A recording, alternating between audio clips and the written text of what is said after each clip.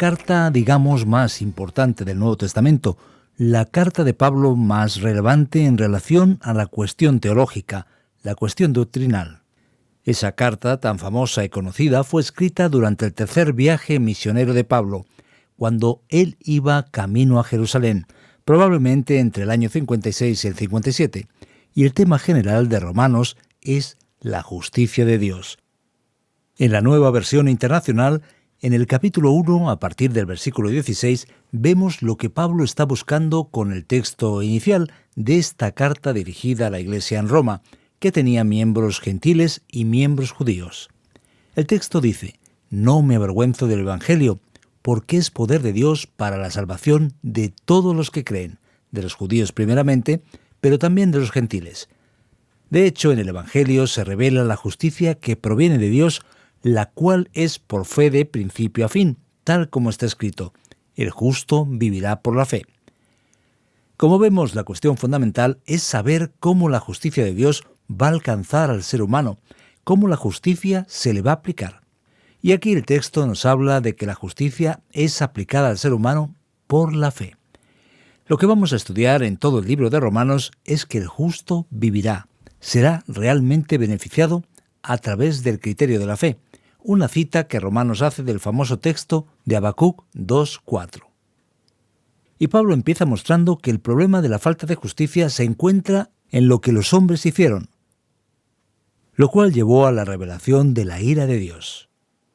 A partir del versículo 18, el texto continúa por varios versículos diciendo lo siguiente: «Ciertamente la ira de Dios se revela desde el cielo contra toda impiedad e injusticia de los seres humanos que con su maldad obstruyen la verdad». Me explico. Lo que se puede conocer acerca de Dios es evidente para ellos, pues Él mismo se lo ha revelado. Porque desde la creación del mundo las cualidades invisibles de Dios, es decir, su eterno poder y su naturaleza divina, se perciben claramente a través de lo que Él creó, de modo que nadie tiene excusa. A pesar de haber conocido a Dios, no lo glorificaron como a Dios, ni le dieron gracias, sino que se extraviaron en sus inútiles razonamientos y se les oscureció su insensato corazón. Aunque afirmaban ser sabios, se volvieron necios y cambiaron la gloria de Dios inmortal por imágenes que eran réplicas del hombre mortal, de las aves, de los cuadrúpedos y de los reptiles. Por eso Dios los entregó a los malos deseos de sus corazones, que conducen a la impureza sexual, de modo que degradaron sus cuerpos los unos con los otros. Cambiaron la verdad de Dios por la mentira, adorando y sirviendo a los seres creados antes que al Creador, quien es bendito por siempre. Amén. Por tanto, Dios los entregó a pasiones vergonzosas. En efecto, las mujeres cambiaron las relaciones naturales por las que van contra la naturaleza. Asimismo, los hombres dejaron las relaciones naturales con la mujer y encendieron sus pasiones lujuriosas los unos con los otros. Hombres con hombres cometieron actos indecentes y en sí mismos recibieron el castigo que merecía su perversión. Además, como estimaron que no valía la pena tomar en cuenta el conocimiento de Dios, Él a su vez los entregó a la depravación mental, para que hicieran lo que no debían hacer. Mis queridos oyentes, el texto bíblico escrito en aquel contexto del mundo grecorromano empieza a enseñar la situación de la humanidad sin Dios. Digamos que es un proceso de caída libre. ¿Por qué la ira de Dios se manifiesta? ¿Qué es la ira de Dios?, podemos preguntarnos. ¿Cómo puede Dios estar airado o quedarse airado? La ira de Dios es la manifestación que se podría esperar de un Dios santo ante el pecado y la maldad humana practicados contra Él. Así que la ira de Dios es la reacción de Dios al pecado y a la maldad. La ira de Dios se revela, aparece, llega y se manifiesta desde los cielos contra la maldad. ¿Por qué? ¿Qué ocurre? Podemos preguntarnos. El proceso de decadencia del hombre empieza con el rechazo de la verdad a favor de la injusticia. ¿Cuál es la razón por la cual las personas no quieren recibir la revelación divina, la palabra divina, lo que Dios dice? Porque quieren practicar la injusticia. Así que Pablo empieza a mostrar cómo Dios se revela en el mundo creado y cómo el hombre entró en un proceso, digamos, de degradación, de caída libre, por rechazar la verdad planteada por Dios. Aquello que es de Dios y se puede conocer está claro por la humanidad, pues toda la creación de Dios revela que Él existe, que es poderoso, que está detrás del universo. Los atributos invisibles de Dios, su poder, su naturaleza divina, se han visto claramente por medio de las cosas que fueron creadas, y por eso los hombres son inexcusables, no tienen excusa. Este es el concepto de la revelación natural, de la revelación de la existencia de Dios, la cual los hombres rechazaron y de esa forma no glorificaron a Dios. Digamos que se volvieron locos y empezaron a crear otros dioses. ¿Qué tipo de dioses? Dioses basados en la propia creación. Hicieron imágenes que fueran objetos de adoración, de seres comunes, pájaros, animales cuadrúpedos, incluso reptiles. Y la verdad es que vemos que en todas partes del mundo se encuentra el pecado de la idolatría. Rechazando al gran autor, a Dios mismo y su revelación, y practicando la idolatría, el ser humano bajó un grado más en su corrupción. Dios entonces entregó al ser humano que lo niega a la impureza sexual. Pero ¿por qué alguien quiere practicar la idolatría? La idolatría es una manera indirecta de adorarse a sí mismo. El ser humano crea dioses que refuercen sus propios intereses. Se trata de una proyección de sí mismo, que muchas veces ocurre relacionada a una supuesta divinidad, sobre la cual el ser humano pone sus deseos. Y haciéndolo así, proyectándose a sí mismo en algo o alguien, el ser humano pasa a actuar en una búsqueda intensa de sí mismo y termina por rechazar a Dios. Así que Dios lo entrega a la maldad, a la impureza, para que haga aquello que quiere con su propio cuerpo, atendiendo a sus deseos pecaminosos. Por lo tanto, una sociedad idólatra se convierte en una sociedad pervertida, moralmente problemática. Ese proceso llega a un punto más profundo que sobrepasa no solo el entregarse a la sexualidad, sino que incluye aún una sensualidad fuera del propósito que Dios estableció. Como dice el texto, contra la naturaleza. Romanos dice que tanto hombres como mujeres se apartaron del estándar de Dios. Cometieron perversión y se encendieron en sus pasiones entre unos y otros. Una conducta que muchas veces la historia reconoce como el vicio helénico. De esa forma, la Biblia dice que esas personas entraron en un proceso de decadencia muy grande. ¿Qué más nos quiere decir el texto? Que Dios va a actuar de una manera en la que traiga justicia. Justificación para el mundo que vive hundido en la injusticia. Los paganos, los romanos, los pueblos que no conocían a Dios estaban en esa situación. Apartados de Dios, vivían en absoluta inmoralidad y pecado y necesitaban desesperadamente la acción de Dios que les traería justicia. Todos los que vivían así, en esa caída libre, estaban apartados de Dios y condenados a causa de su pecado. Es eso lo que vemos en el primer capítulo de Romanos, que nos enseña cosas fundamentales para nuestra vida cristiana. Y es que la vida cristiana solo puede tener éxito si entendemos correctamente la teología del libro de Romanos. No se puede tener una vida práctica sin fundamento en la palabra. En ese sentido, Romanos nos muestra cómo el pecado se adueñó de la humanidad y cómo el hombre pagano se apartó de Dios y se halla en el estado en que está. La pregunta es, si Dios creó al ser humano, si Dios lo creó todo perfecto, ¿cómo llegó el mundo a esa situación que vemos hoy?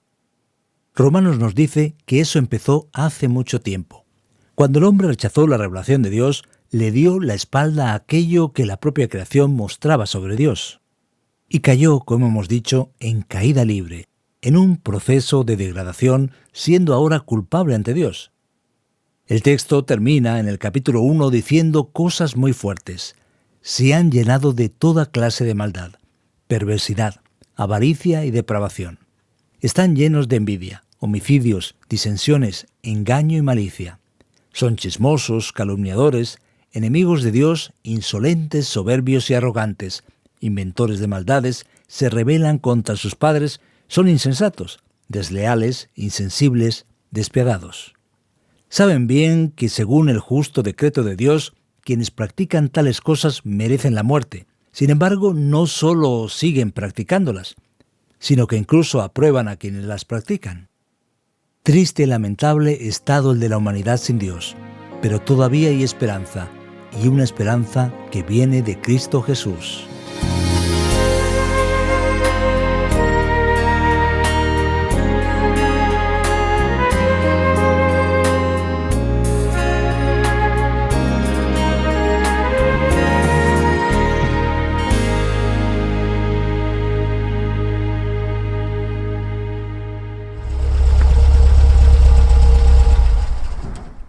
Aprovechamos esta pausa en nuestro viaje para hablar de algo muy interesante. Ruta 66 es un programa internacional, original de Brasil, pero ya en diferentes idiomas, como es el caso del español. La versión en lengua española de Ruta 66 se graba en los estudios de Radio Encuentro, Radio Transmundial en España. Descubre más sobre Radio Encuentro visitando su página web, radioencuentro.net. También puedes seguir Radio Encuentro en las redes sociales. Busca Radio Encuentro, Radio Cadena de Vida y allí la encontrarás. Radioencuentro.net. Seguro que nuestros amigos oyentes la visitarán, pero al final del programa, que ahora seguimos recorriendo la Ruta 66. Eso es. Adelante con el estudio de hoy. Después de la exposición llegan las preguntas en este tiempo de Ruta 66. Aquí ya tenemos algunas cuestiones planteadas, pero también tienes diferentes formas en las que puedes comunicarte con nosotros para cualquier duda que pudieras tener. Toma nota, 601 20 32 65, con el prefijo más 34 desde fuera de España. Y si tienes inquietudes, si tienes sugerencias, también puedes ponerte en contacto con nosotros en nuestro correo electrónico info@radioencuentro.net.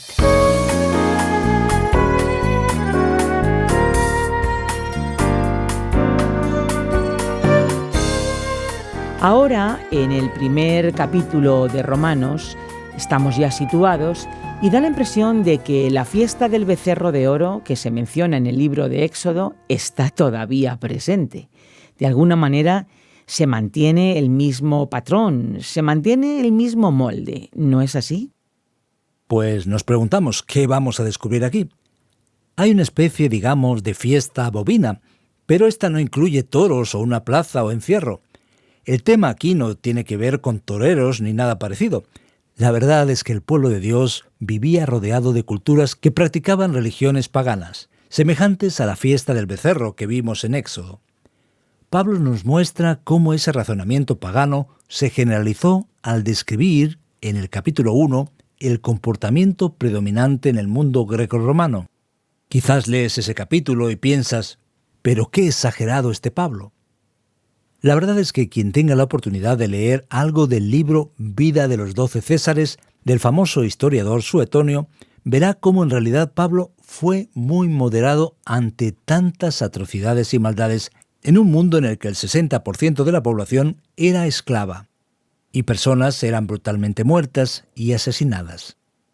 Se cuenta, por ejemplo, que uno de los principales encontró a 2 niños y quiso abusar sexualmente de ellos, ante lo cual hubo resistencia, así que él rompió las piernas de aquellos niños para alcanzar su finalidad. La verdad es que el mundo de hoy nos recuerda crímenes monstruosos que son consecuencias de una vida atrevida, fundamentada en el placer hedonista, cortoplacista e inconsecuente. Y Pablo nos alerta. Aquí hemos llegado, así que no hay que visitar, digamos, la fiesta del becerro. El que entre por ese camino realmente quedará en una situación muy terrible. Y Dios dice en su palabra que aunque el mundo esté así, todavía hay esperanza para aquellos que fueron entregados a su propio camino, a su propio destino. Dios permite que el ser humano estire la cuerda de la maldad, dando a las personas tiempo para arrepentirse, porque su mano de salvación está abierta para alcanzar a aquellos que abren el corazón para recibirlo en su vida. Pero lo que llama la atención es lo que tú mismo comentaste. Era una sociedad grecorromana conocida por su sabiduría y su ciencia. Y es que da la impresión de que existía una especie de arrogancia intelectual y con todo ese conocimiento se hundían aún más. Exacto, porque refuerza el orgullo. Es muy semejante a lo que vemos hoy en día, personas desesperadas, perdidas, sin esperanza de vida, pero orgullosas de su conocimiento, de su diploma, de su condición, personas, la verdad, muy engreídas. Eso es. En el versículo 17 encontramos, digamos, la frase que es la clave de esta epístola, porque en el Evangelio la justicia de Dios se revela por fe y para fe, como está escrito, mas el justo por la fe vivirá. La Nueva Versión Internacional nos ofrece la siguiente traducción: la justicia que proviene de Dios, la cual es por fe de principio a fin. ¿Qué significa eso? ¿Cómo podemos entender y aprovechar mejor esta verdad? La gran cuestión aquí es la justicia de Dios. La pregunta es, ¿cómo el Dios justo se relaciona con un mundo injusto? Tenemos dos elementos. El primero es, si Dios es justo, traerá condenación para la injusticia del mundo. Es lo que vemos aquí. El hombre escogió un camino de injusticia, así que Dios dice, como quieras, sigue adelante porque recibirás juicio por eso. El segundo elemento aquí es cómo Dios trae su justicia para justificar a aquellos que son injustos. Y ahí la cuestión es cuál es el principio por medio del cual eso ocurre. La comprensión que se tenía en el contexto judío de la época era la de que la justicia venía a través del mérito de la obra humana, de la práctica. Era aquella idea de que fulanito se merece algo porque es una buena persona. Pero la carta a los romanos nos muestra que la justicia de Dios es de fe a fe. Y aquí la traducción de la Nueva Versión Internacional marca la diferencia, porque la expresión griega dice literalmente eso. ¿Y qué quiere decir de fe a fe? Tal como has mencionado, y la Nueva Versión Internacional da en el clavo, eso significa que la justicia de Dios es una justicia que es por fe del principio al fin. Es decir, no existe otro camino por el cual podamos recibir la justicia de Dios. Es solamente por el camino de la fe. Porque una persona, desde Abraham, es considerada justa a causa de su expresión de fe, que se manifiesta concretamente en fidelidad. Eso entonces es muy importante. La justicia, de principio a fin, es por la fe. Ese es precisamente el significado de la expresión de fe a fe. Ahora, cuando leemos el primer capítulo de Romanos, del versículo 28 hasta el 32, da la impresión de que estuviéramos leyendo un periódico sensacionalista, amarillista, una especie de tabloide. Incluso nos asustamos porque se asemeja un poco a nuestros días, ¿a que sí? ¿De verdad entregó a los hombres a cosas así de una vez? ¿Dio un empujón Dios como si dijera, ya que queréis ir a la deriva, ¡hala! Id entonces. Mira, no voy a decir todo el mundo, porque eso es generalizar. Pero tristemente gran parte de nuestra sociedad se parece mucho a la sociedad grecorromana antigua. ¿Qué significa eso? Significa que hoy también hay una búsqueda intensificada de uno mismo como el estándar absoluto de todo. Así que el ser humano rechaza a Dios y se coloca a sí mismo como Dios, como el centro del universo. Ese es un camino de idolatría, de promiscuidad, de decadencia y de inmoralidad sexual. En el fondo de todo eso existe un narcisismo, un elogio no al altruismo, sino a un egocentrismo tremendo, exacerbado. Porque en cuanto a la idolatría, la persona se adora a sí mismo. La sexualidad desvirtuada convierte el placer en un fin en sí mismo y busca formas cada vez más extravagantes e incluso pervertidas de conseguirlo. Y eso hace que la persona pierda la relación del deber, por ejemplo. Hoy en día a mucha gente no le importa lo relacionado con la familia. La persona no piensa en todo lo que está relacionado con la sexualidad. Ella quiere el placer inmediato, quiere la satisfacción de sus intereses personales, hedonistas y egocéntricos a toda costa, y cada vez la exigencia es mayor. Cada vez la sexualidad se vuelve más enfermiza, problemática y antinatural. Y eso va creando un vacío cada vez mayor en la persona. Tristemente, la sociedad que no entiende los límites establecidos por Dios tampoco entiende que el centro del universo es Dios, y no comprenden tampoco que hacer del hombre el centro solo lo lleva a caer en ese abismo sin fondo, en ese proceso de caída libre. Y de cierta manera Dios no va a forzar al ser humano a reconocer eso. Así que es como si, digamos, Dios diera cuerda, permitiendo que el ser humano como sociedad camine en esa dirección. Pero eso no quiere decir que la gracia de Dios sea incapaz de liberar a las personas por más depravadas y terribles que sean. De hecho, 1 Corintios 6 dice cómo Dios liberó y sacó personas de una condición así, en que ellas se volvieron cautivas de sí mismas. Aquí es importante destacar lo siguiente. La sexualidad es algo natural, pero lo que vemos hoy ya no es natural, es algo forzado. Comer es natural, pero quien come demasiado sin pensar muere por la boca. La sexualidad es natural, pero quien la usa de la manera depravada e inconsecuente muere por el uso indebido de aquello que Dios creó para el placer, para el beneficio del propio ser humano, de la sociedad e incluso para la propia gloria de Dios. Perfecto. Pues muchísimas gracias, Fernando, por esas respuestas. Y tú, amigo, que nos estás acompañando, presta mucha atención a la epístola a los romanos. Fíjate cuántas cosas podemos aprender y podemos aplicar a nuestros días actuales. Vamos a escuchar.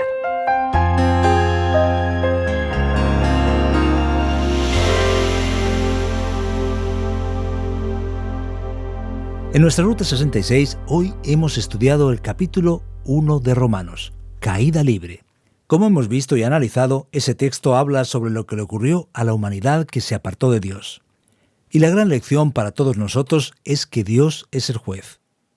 Cuando vemos cómo está el mundo, con tantos problemas éticos y morales, alguien puede pensar que Dios no existe, que Dios abandonó al mundo, y da la impresión de que estamos solos y sin dirección.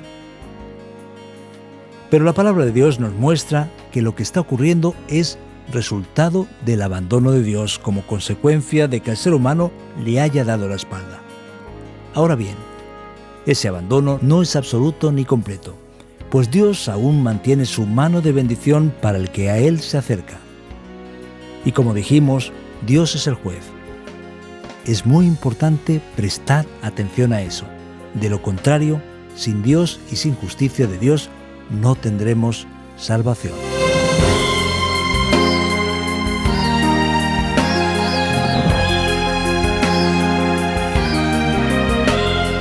Esto ha sido todo por hoy. Si quieres escuchar este espacio de nuevo o alguno de los anteriores, puedes hacerlo a través de la página RTM 360 o bien descargando la aplicación RTM 360. En Facebook nos encuentras como RTM Ruta 66. Envíanos tus sugerencias o quizá tus preguntas, incluso tus comentarios. Puedes enviarlos al WhatsApp 601 20 32 65 con el prefijo +34 desde fuera de España. También tienes un correo electrónico info@radioencuentro.net. Estuvo a los mandos técnicos Andrés Ocampo y te acompañó en el micrófono Esperanza Suárez. El programa Ruta 66 volverá en esta misma sintonía y a esta misma hora. Así que no te lo puedes perder.